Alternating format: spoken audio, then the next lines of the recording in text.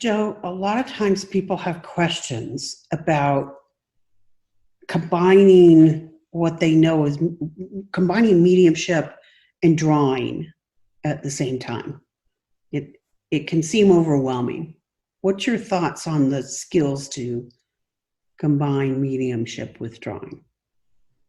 Well, certainly, thank you for the question, because I think it's a great question. And I think a lot of people feel like it's a big jump, or it's a big, scary place to go, if you will. Especially if they're mediums and then they don't know how to draw. They're just, stick figure drawers, they call themselves, or whatever the case may be.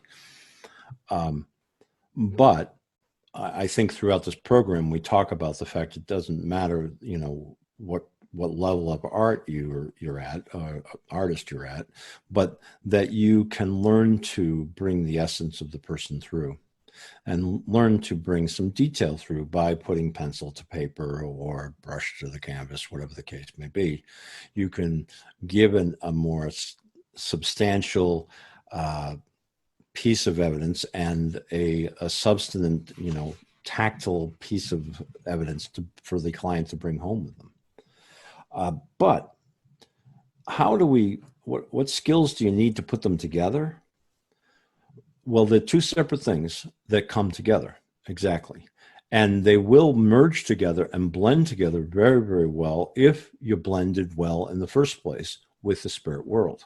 So your mediumship is primarily the most important thing here. You can draw all day long and not be a medium. You can be a great artist and not be a medium. You can be very intuitive. You can be very sensitive. You can be all those things, but you're not bringing forth the spirit world. You're bringing forth beauty. You're bringing forth love. You're bringing forth lots of things, and your artwork could be outstanding.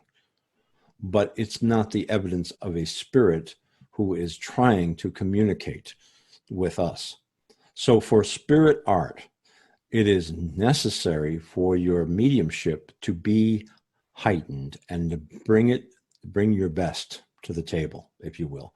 And that means that whatever you can do to enhance your mediumship, bring your mediumship up to a point where evidential type information is coming through, that you're understanding all your senses, you know how to use all your senses. You're not just coming off as a clairvoyant and that's all I do, or a clairaudient and that's all that you can almost shift and move and be in control at all times. Once you're able to be in control of your mediumship, and then we add yet another skill, which is artwork, which is ability to draw. This is a set of mechanics that might take a long time to learn. It might take a lot of practice. It might take a lot of understanding of how the structure of faces and movements of faces and things come together, and what one thing looks like as opposed to another.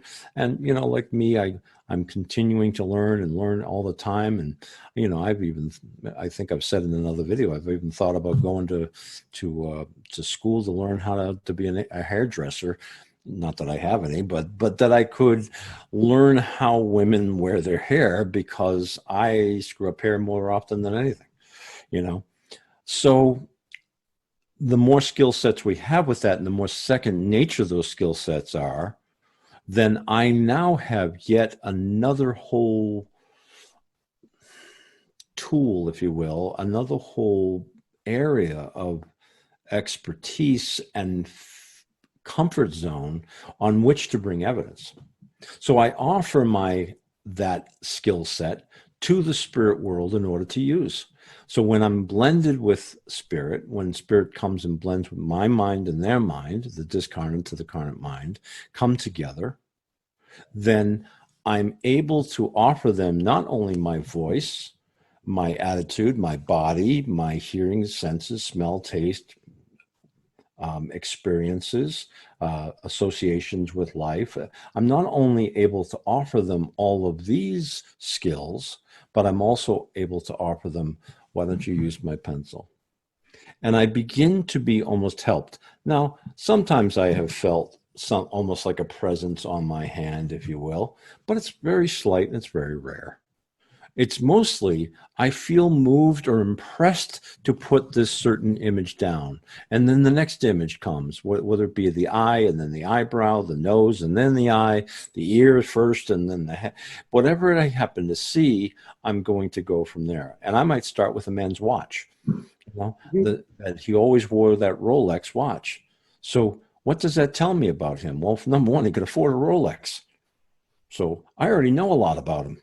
I've already learned quite a bit. He's not just some street bum with a Rolex. This is a man who has, a sense of he needs these types of things to function. So I'm hinted into the type of personality. I'm kind of moved in a certain direction. I don't want to judge a book by its cover or by its watch.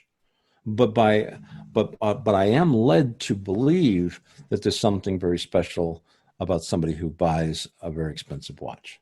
Okay, so now I'm saying very nice watch, and I'm into a conversation just like I would be in real life. That's a beautiful watch. How long? Where'd you get that? That's absolutely stunning. And all of a sudden, I've begun a conversation with spirit. So I've led from my mediumship into my imagery, into talking about the watch, and now I start to draw the watch, which brings forth an image for the client or the sitter, which engages them and brings them deeper into the reading. And with their involvement, their voice, their familiarity, their family ties and connections and recognition of the man with the watch, the power builds. And the power builds, the more images come, more understanding comes, more stories of life come, more maybe animation on my part, where I begin to act like that man and feel like I'm him. And I allow that. I allow him to use me as the instrument to show myself in front of his daughter, his wife, his friend, whoever that may be, so that I can be present in this living moment, life to life. And now I can force myself by drawing that image, good, bad, or indifferent, not so clearly. It's a stick figure of a watch, if you will. I can begin to play with that watch and see what else does this look like. Now, can I lead myself from the watch to his hand? Is he wearing a ring? Do I know he's married? Is he wearing a school ring? Do I know the college he went to?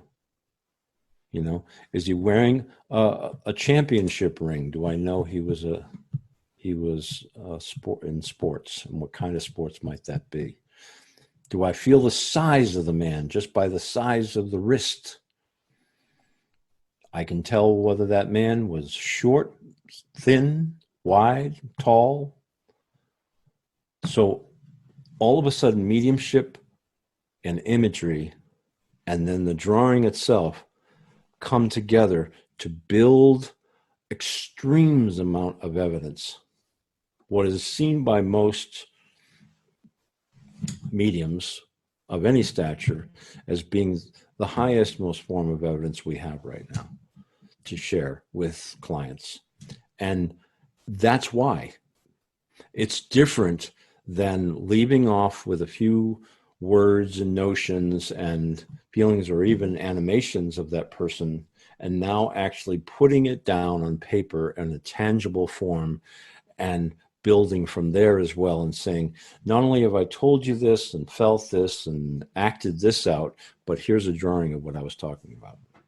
And we have a much bigger picture.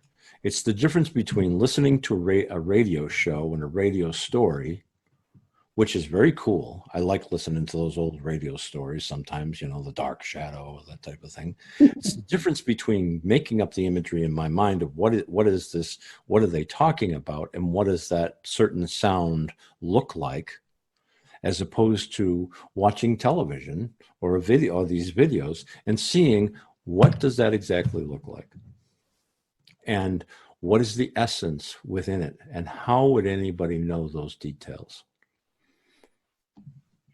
And that's the difference. So I believe that moving from mediumship to imagery to the actual pictures, the actual drawing itself, is a way to enhance, to build any medium skills, no matter who you are, whether you draw or not. Bring a pencil, bring a pad, give it a whirl, try to bring it forth. And then if you like it, if you like how it feels and how it builds your power, then maybe you'll take the time to learn the skill sets and mechanics of drawing itself. And that will even help you more. So thanks a lot, Teresa, for letting me answer that. Absolutely. You betcha. Thank you. Thanks.